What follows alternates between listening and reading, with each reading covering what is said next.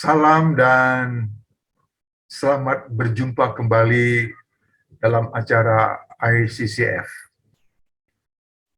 Seperti yang telah saya sampaikan dalam bahagian pertama mengarungi badai dengan iman, sekarang kita masuk pada bahagian kedua untuk lebih mengenal, lebih memahami bagaimana kita menang dalam mengarungi badai tersebut.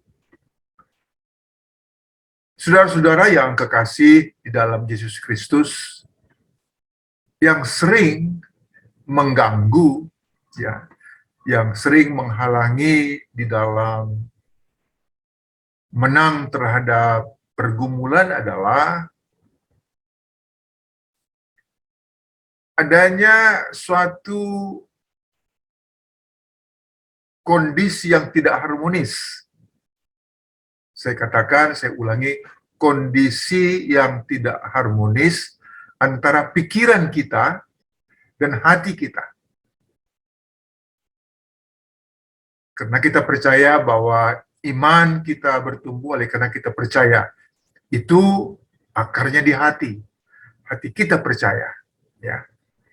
Nah, sehingga dari pengalaman-pengalaman pertumbuhan iman atau menang di dalam pergumulan, itu ada konflik, ada satu distorsi antara hati dan pikiran. Itu yang mau kita dapatkan, kita lihat, bagaimana kita melihat, bagaimana kita memahami adanya perbedaan itu.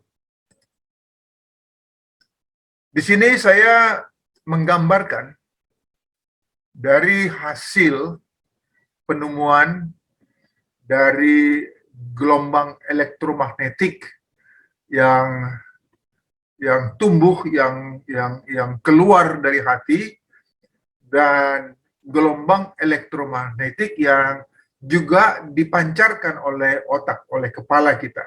Ya. Sehingga judulnya pada bagian kedua ini adalah pengaruh antara hati dan pikiran dalam menghadapi pergumulan. Ya. Dikatakan dari data yang kita bisa melihat di sini seperti gambaran yang disampaikan bahwa ternyata hati itu lebih mengendalikan pikiran ya di dalam tindakan kita. Sehingga pandangan-pandangan yang selama ini yang sering kita dengar bahwa jangan dong pikirannya kacau gitu ya, kan kita dengar begitu.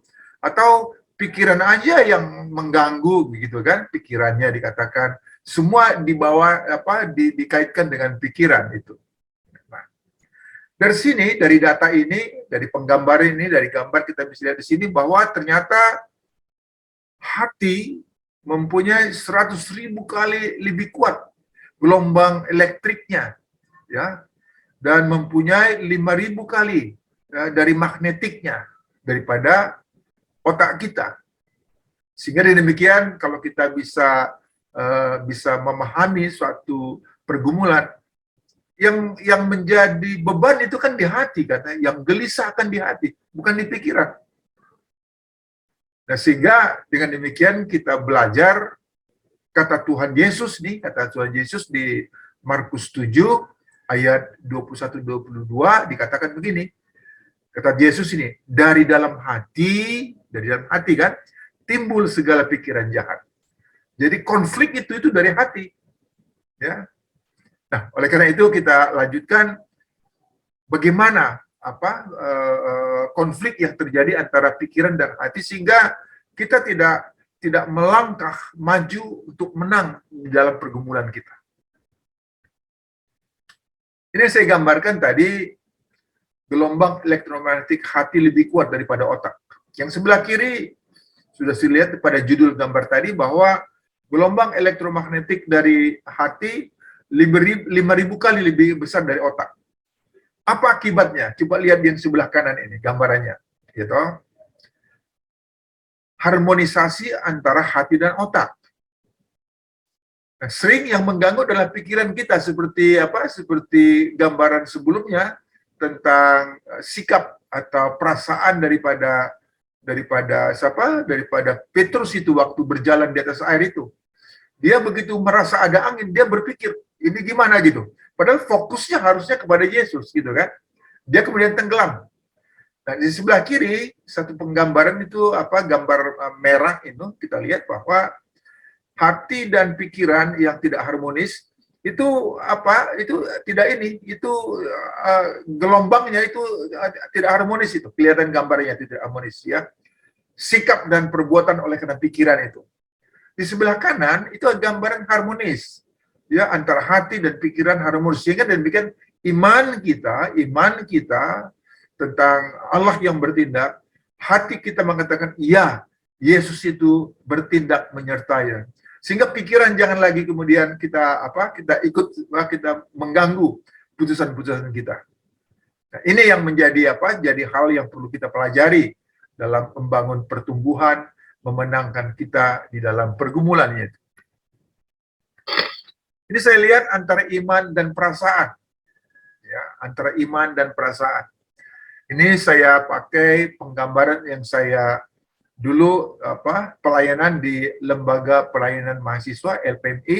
Ini satu gambaran yang dipakai oleh LPMI dan juga menjadi satu gambaran juga dalam pertemuan kita ini.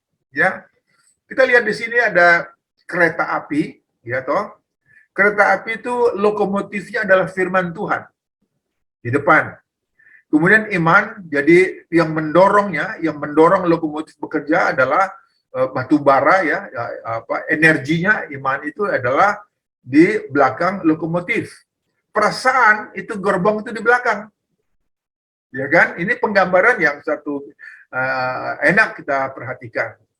Sering tanpa kita sadari ya, kita itu membuat perasaan itu di depan, lokomotifnya di belakang, kan begitu. Ya jadi ya nggak jalan kan gitu, nggak jalan. Tapi kalau firman Tuhannya di depan, ada iman yang percaya, Yesus menyertai, perasaan di belakang, kita pasti maju melangkah memenangkan pergumulan kita. Ya, kita lihat apa yang saya sampaikan di sini. Jadi artinya yang di depan firman Tuhan, yang di tengah-tengah iman, di belakang perasaan. Kita lihat di sini, untuk memahami janji Allah dan untuk menang dalam pergumulan, kita perlu mengenal bagaimana hubungan perasaan yang menguasai hidup dan iman kita. Ya, ini kita lihat. Gitu. Dalam pertumbuhan, sering orang Kristen terjebak di dalam perasaannya yang dikuasai oleh intelektual dan emosi. Ya, kita bisa melihat sini. Jadi pada saat memang logika kita itu berpikir apa bisa, itu terus mengganggu. Padahal kalau kita bilang iya, amin, Yesus akan menyertai kita, kita akan menang. Jadi artinya logika kita pun, artinya intelektual kita jangan mengganggu. Yang perlu dipahami bahwa perasaan harus berbeda dengan iman. Perasaan harus berada pada gerbong paling belakang dan firman Tuhan di depan sebagai arah. Sedangkan iman adalah potensi pendorong lokomotif. Itu energi yang mendorong, sehingga lokomotifnya jalan. Itulah di dalam bagaimana kita melangkah maju. Jangan kita dikuasai oleh bergantung pada perasaan. Perasaan tidak dapat menggerakkan lokomotif, ya toh? Jangan kita di situ. Perasaan tidak bisa menggerakkan. Nah, yang jadi motivasi dasar adalah janji Allah dalam firman-Nya. Aku akan menyertai engkau sampai kepada akhir zaman. Amin. Itu kita harus pegang. Dan kita akan melangkah maju. Kita lanjutkan sekarang untuk melihat gambaran perjalanan iman di sini. Ya, garis A yang ke atas itu pertumbuhan iman kita, yang ke atas itu X itu jalan adalah waktu. Berapa lama kita berjalan. Hanya penting yang diperhatikan dalam gambar ini adalah itu garis diagonal itu yang merah yang tebal itu. Itu adalah fondasi Alkitab. Ya, sesuai dengan Roma 1 16 ayat 17 itu fondasi Alkitab. Apapun terjadi, dikatakan bahwa firman Tuhan menjadi dasar kita. Dengan iman, dengan janji itu kita melangkah maju. Nah, sehingga saya akan menggambarkan ada ada proses yang naik turun itu, ya naik turun, naik turun, naik turun ke atas itu ya. Kita pun bisa naik turun di dalam pengalaman hidup kita. Jangan gelisah. Tetapi sejauh kita terus melekat, sejauh kita tidak meninggalkan fondasi Alkitab, sejauh kita percaya seperti gambar pada bagian pertama tadi, seperti pohon yang ada di tumbuh di batu-batu karang itu. Dia melekat terus akarnya, dia akan tumbuh. Nah, ini pun kalau kita melekat terus, ya terus kemanapun kita berjalan, percayalah, kita akan menang menghadapi pergumulan kita. Disitulah kita butuhkan pada bagian caption di atas gambarnya, perjalanan pertumbuhan dengan Alkitab, bagaimana kita saling menolong, saling mendukung. Itulah mungkin di dalam persekutuan, itulah bisa terjadi dalam konseling dengan hamba Tuhan, itulah yang terjadi di dalam persahabatan yang saling mendukung, ya. Akhirnya kita berjalan. Satu hal yang penting ya dalam pertumbuhan iman, sempurna. Enggak pernah ada yang sempurna. Kita disempurnakan nanti bersama dengan Yesus. Oleh karena itu, berjalanlah. Apapun terjadi, melangkah maju. Nah, pada gambar biru kita lihat di sini bahwa ada anak-anak Tuhan yang keluar dari Alkitab. Ya, ada yang keluar dari Alkitab, itu garis biru yang titik-titik keluar mereka. Ada yang murtad tanpa fondasi Alkitab yang kokoh. Banyak yang begitu. 1 Timotius 4 ayat 1. Mereka kemudian tergelincir, jatuh. Dan iblis kemudian menjerumuskan mereka. Ya, kenapa? Berjalan menjauh dari Alkitab. Oleh karena itu, dasar yang kokoh, ya, bagaimana kita membangun kehidupan kita, bagaimana kita melekat kepada Yesus, dasar-dasar Alkitab, kita ikut di dalam persekutuan, kita belajar Alkitab, kita terus melangkah. Percayalah, kita tidak akan terjatuh. Tapi orang yang mempunyai pemahaman Alkitab yang dangkal, itu suka tergoda dan kemudian ditelan oleh dunia. Sehingga demikian saya mengasih gambar ini inilah proses yang terjadi di dalam pertumbuhan iman kita. Saya akan menggambarkan di sini sekarang penggambaran pertumbuhan iman itu. Dari mana dasarnya? Apa yang terjadi? Ya. Sekarang di sini adalah bahwa di dalam pertumbuhan iman kita, perubahan hidup sebagai akibat pertumbuhan. Ada perubahan hidup. Dan itu yang terjadi bagi banyak orang dalam membangun kehidupannya. Ingat bahwa pergumulan adalah proses untuk merubah kehidupan kita. Ya, itu bukan menjadi hukuman. Karena terus terang kalau kita baca sesuai dengan firman Tuhan pada kitab Ibrani, pasalnya yang ke-12 dikatakan begini. Supaya kita jangan gelisah, dikatakan begini, ya. Dan sudah lupakah kamu akan menasihat yang berbicara kepada kamu seperti kepada anak-anak? Hai anak-anakku, janganlah anggap enteng didikan Tuhan. Dan janganlah putus asa apabila engkau diperingatkannya.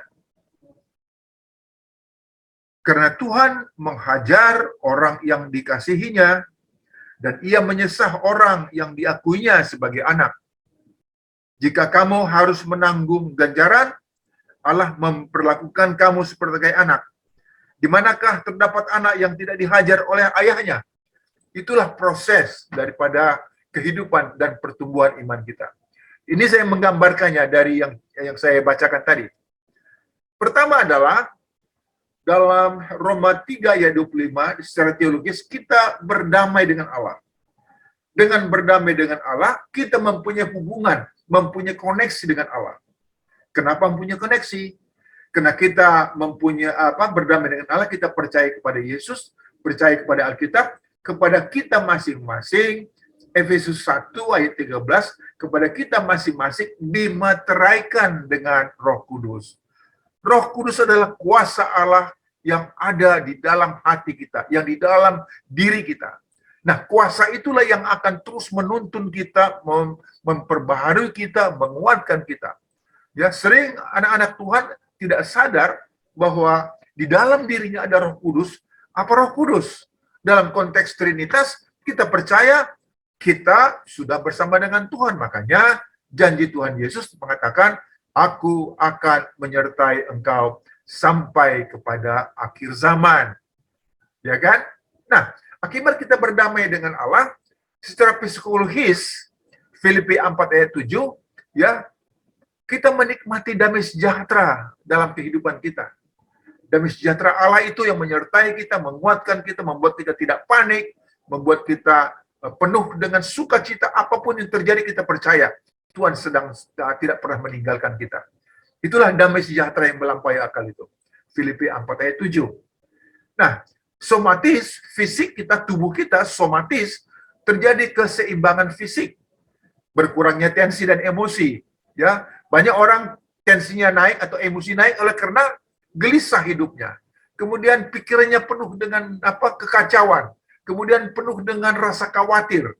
Sehingga dengan demikian terjadi tensi, ya kan? Atau emosi yang meledak. Kalau berbicara langsung emosional. Tapi kalau kita punya damai sejahtera, somatis, ada terjadi keseimbangan fisik, tenang. Ya, kita tidak akan kemudian lagi terlalu emosional. Ya, itu dia. Itu akibat daripada berdamai dengan Allah. Yang paling hebat, yang paling menarik di sini adalah anugerah Tuhan dengan berdamai dengan Allah. Itu adalah di Amsal pasalnya yang ke-8 ayat 11-12. Saya bacakan apa itu anugerahnya. Ya, Amsal pasal 8 itu adalah anugerah Tuhan. Ya, nikmati dan rasakan. Dikatakan begini. Amsal 8 ayat 11-12. Karena hikmat lebih berharga daripada permata, dan apapun yang diinginkan orang tidak dapat menyamainya. Aku, hikmat, tinggal bersama-sama dengan kecerdasan, dan aku mendapat pengetahuan dan kebijaksanaan. Tuhan akan menyertai kita dalam karunia ini. Luar biasa, dalam perubahan itu kita jauh lebih baik lagi.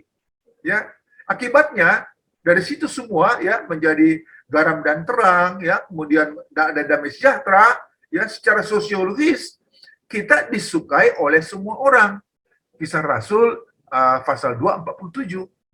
Nah, itulah yang menjadi kita disukai oleh semua orang karena kata Tuhan Yesus, kita adalah garam dan terang dunia. Kita adalah surat Kristus yang terbuka yang dibaca oleh semua orang. Perkataan kita, kehadiran kita, dimanapun kita, ya, disukai oleh semua orang. Dan itulah yang seharusnya muncul, ya, kelihatan dan tampak dari kehidupan anak-anak Tuhan yang telah mengalami pertumbuhan, yang menang di dalam pergumulannya. Puji Tuhan. Nah, dengan demikian kita bisa belajar di sini betapa ajaibnya kehidupan tadi.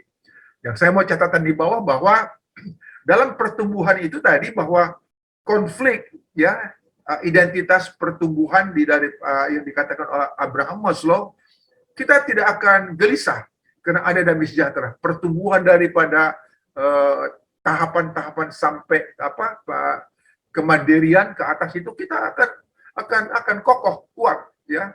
Apapun yang kita capai secara bertahap seperti pertumbuhan kehidupan manusia seperti Abraham Maslow, kita penuh dengan damai sejahtera. Kita lanjutkan, teman-teman. Oleh karena itu ingat, inilah janji Tuhan. Inilah yang sampaikan Tuhan, ya. Ingat dan pegang ini di dalam menjalani kehidupan kita. Mazmur 31 dikatakan, aku akan bersorak-sorak dan bersukacita karena kasih setiamu, sebab engkau telah menilik sengsaraku, telah memperhatikan kesesakan jiwaku. Puji Tuhan. Mazmur 50, berserulah kepadaku, kata Tuhan, pada waktu kesesakan, aku akan meluputkan engkau, dan engkau akan memuliakan aku. Mazmur 91, bila ia berseru kepadaku, kata Tuhan, aku akan menjawab. Aku akan menyertai dia dalam kesesakan. Aku akan meluputkannya dan memuliakannya.